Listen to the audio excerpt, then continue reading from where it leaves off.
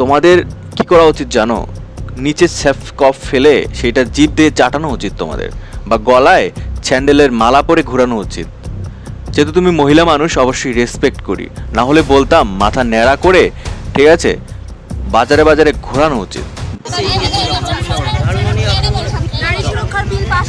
বলছি কি জন্য এসেছেন কোর্টে আজকে আপনারা, কেনই বা এসেছেন? আমাদের কাছে খবর আছে আজকে আমাদের কৃষ্ণনগরের সাংসদ অপদার্থ সাংসদ মহামৈত্র আজকে এখানে আসবেন। যে কুরুচিকর কথাবার্তা বলেছিল আমাদের দেবীকে নিয়ে, মা কালীকে নিয়ে, স্বয়ং মা কালীর অপমান, তখন থেকেই আমাদের ওনার ওপরে যে ক্ষোভটা আছে আজকে তার বদলা নেওয়ার সময় এসেছে। উনি খালি এসে পৌঁছাক, তারপরে দেখতে পাবেন ওনার কি পরিস্থিতি আমরা করি। কিন্তু উনি তো ভয় পেয়ে গেছে। উনি 10টা, আমরা 10:30 আসেনি। আপনারা কি কি নিয়ে এসেছেন? টমেটো আনা হয়েছে, ডিম আনা হয়েছে, কলা আনা হয়েছে। কলা খাবে আর টমেটো। টমেটো কি টমেটো?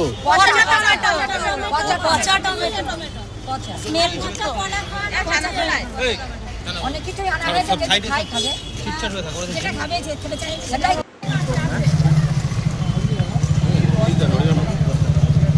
টাইমে পচা ডিম বেরিয়ে যাবে, ঠিক পচা ডিম ঠিক টাইমে বেরিয়ে যাবে। এখন টমেটো তারা বেগুনের বাচ্চা আর কাঁচা ভালো ডিম আর পচা ডিম হবে। একটু উঁচু করে ধরুন তো টমেটোগুলো। ফটো সেশন চলতেছে পচা টমেটো নিয়ে। আসবে এখানে, ঠিক আছে, যার জন্য আমরা মহিলা মোর্চা থেকে সবাই এসেছি। বিজেপি মহিলা মানে কিসের জন্য আসবে এখানে? বরণ করবো ডিম দিয়ে, পচা ডিম টমেটো। মূলত এখানে কিসের জন্য আসবে? এখানে কোনো গাড়িতে উনি গাড়িতে গেছিল, মজা আছে, শেষ পর্যন্ত দেখো। এখন আমরা এসেছি 10টার আগে, উনি তো এসে এখনো পৌঁছালোই না। ভয় পেয়ে গেছে, বুঝলেন তো? যদি দেখছে ডিম পচা মারছে সবাইকে, ঠিক আছে। কি কি নিয়ে আসবেন আপনারা? নিয়ে এসেছেন? হ্যাঁ নিয়ে এসেছি, আমরা টমেটো নিয়ে এসেছি, আমাদের ডিম আসছে, ঠিক আছে। সবাইকে আমাদের ডিম আসছে, কাকি এক্সাইটেড, আমাদের ডিম আসছে। পচা ডিম হাত বন্ধ হয়ে যাবে। হাত বন্ধ করতে লাভ নেই। মূলত এই মহামন্ত্রী প্রতি আপনাদের ওই হলো। কারণ প্রথম হচ্ছে আমাদের মা কালীর নামে কথা বলেছিল, সেটাই এটা নিয়ে প্রথম রাগ আমাদের। দেখি কি বলে। নমস্কার, আমি কৃষ্ণনগরের সাংসদ মহুয়া মৈত্র বলছি। এই মেসেজটা, এই ভিডিওটা আমাদের বিজেপির ছোট্ট ছোট্ট মহিলা কর্মীদের জন্য।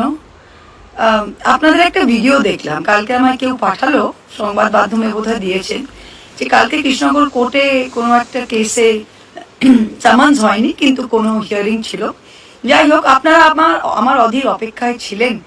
আপনাদের প্রত্যেকটার মুখ দেখা যাচ্ছে। আচ্ছা, এই বিজেপির মহিলা কর্মীদের আমি বলতে চাই যে আপনাদের তো বিজেপির দাদারা তাতিয়েছে, বলেছে যান যান, হিরোইন হবেন, হাতে ডিম টিম নিয়ে অপেক্ষা করুন, মহুয়া মৈত্র আসবেন। মহুয়া মৈত্র হতে পারবেন না, কিন্তু মহুয়া মৈত্রের দুটো ডিম ছুঁড়ে যদি আজকে হিরোইন হয় তাহলে খুব ভালো। আচ্ছা, মহুয়া মৈত্র উজ্জ্বল বিশ্বাস নয়। প্রত্যেকটা দিদিমণিকে বলি, বিজেপির সুন্দর সুন্দর মহিলা কর্মীদের, তা আপনাদের মুখ তো দেখা যাচ্ছে। আমি তো উজ্জ্বল বিশ্বাস নই, আপনাদের মুখ দেখা যাচ্ছে। আপনারা যে আমার জন্য অপেক্ষা করছেন হাতে ডিম নিয়ে, প্রত্যেকটার মুখ দেখা যাচ্ছে। You can be recognised, you can be identified. এখন আমি কি করব? আমি তো এফআইআর করব। আপনারা হয়তো বলবেন যে না, পুলিশ তো আমাদের, পুলিশ তো বিজেপি, কিচ্ছু যায় আসে না। এফআইআর যদি না নেয়, আমি বাই নেম 156(3) করছি ম্যাজিস্ট্রেটের কাছে। ম্যাজিস্ট্রেট যদি না শুনে, সেটা আমি হাইকোর্ট করব। হাইকোর্ট যদি না করে, আমি সুপ্রিম কোর্ট করব। তাই প্রত্যেকটা মহিলা, আপনারা যে ডিম নিয়ে 2 মিনিটের জন্য হিরোইন হতে সেজেছিলেন, আপনাদের কিন্তু আগামী 3 বছর কোর্টে হাজিরা দিতে হবে। তখন কিন্তু কোনো বিজেপির দাদারা আপনাদের বাঁচাবে না। আপনারা মধ্যবিত্ত শিক্ষিত পরিবারের, দেখে তো মনে হচ্ছে ভালো কাপড় জামা পরা, সুইটলি দাঁড়িয়ে আছেন। তাই আমিও আপনাদের ভালো চাই। তাই মহুয়া মৈত্র নির্বাচিত সাংসদ। তাই আপনারা যদি বিজেপি দাদাদের কথা শুনে ক্যামেরার উপরে নিজের মুখ দেখিয়ে দিন নিয়ে দাঁড়িয়ে থাকেন, তাহলে আগামী দিনে 156(3)টাও আপনারা ফেস করবেন। আগামী দিনে হাইকোর্ট, সুপ্রিম কোর্টে হাজিরা দিতেও কিন্তু আপনাদের যেতে হবে। এই সুন্দর মিষ্টি কথাগুলো আপনাদের জানিয়ে রাখলাম। অনেক ধন্যবাদ, বাকিটা আপনারা বুঝে নেবেন। Thank you. পচা ডিম খাওয়ার ভয়ে তৃণমূলের মজ্জায় এমন ভাবে ঢুকে গেছে, এটা বুঝতে পারিনি। ওই যে ফটর ফটর করে ইংলিশে কথা বলেন, ছুটিতে বিদেশে যান, আর সংসদে প্রশ্ন তোলার জন্যে প্রচুর ঘুষ টুস নেন, সেই মহুয়া মৈত্র বিদেশে কোথাও একটা বসে হেসে হেসে একটা ভিডিও করে সবাইকে ধমকাচ্ছেন, বলছেন আমার গায়ে ডিম ছুড়লে আমি কেস করবো। তো আমি বলছি ম্যাডাম, যারা ডিম ছুড়বে তারাও যদি হেলমেট পরে আসে কি করবেন?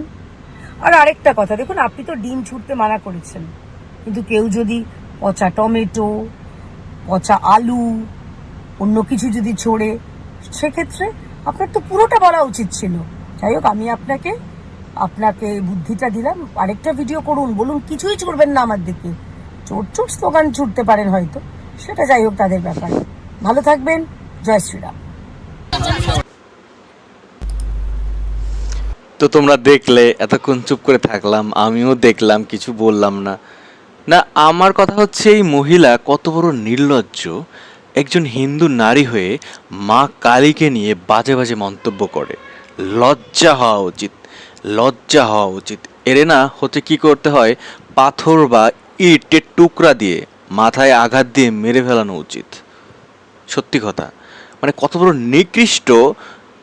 কিছু মানুষের সাপোর্ট পাওয়ার জন্য, অন্য ধর্মের মানুষের সাপোর্ট পাওয়ার জন্য যার মুখ থেকে এখনও বিচ্ছিরি কথা বের হয়, সে আসলে হিন্দু নামের কলঙ্ক, সে হিন্দু হতেই পারে না, তার জন্মের সমস্যা আছে। আর তোর উপরে ডিম মারুক বা কলা মারুক বা হচ্ছে পচা কি বলে পচা টমেটো মারুক, তার জন্য তুই মামলা করবি? কোন কোর্ট তোর মামলা নিবে এটা জনগণ দেখতে চায়। তাহলে তুই হেলমেট পরে বেরোবি তোদের নেতা অভিষেকের মতো, তাহলে মানুষ তোকে আর এগুলো নিক্ষেপ করতে পারবে না, তোর মাথায়ও লাগবে না। মানে কেউ কিছু বললেই হাইকোর্ট দেখাচ্ছে, 156 দেখাচ্ছে, দেখাচ্ছে, সে দেখাচ্ছে, মানে কুচবি ভাই। হ্যাঁ, তোরা যে কাজগুলো করেছিস তোদের সময়, সাংসদ বলিস না, লজ্জা করে না এগুলো মুখ থেকে বলতে? কারণ তোমরা যা করেছো, অভয়কাণ্ড থেকে শুরু করে 21-এর নির্বাচন থেকে শুরু করে এই পর্যন্ত 26-এর এই তোমাদের 4 তারিখের আগের পর্যন্ত কি কি করেছো, এটা বাংলার জনগণ তা জানে। বাংলার জনগণ জানে। তোমাদের কি করা উচিত জানো?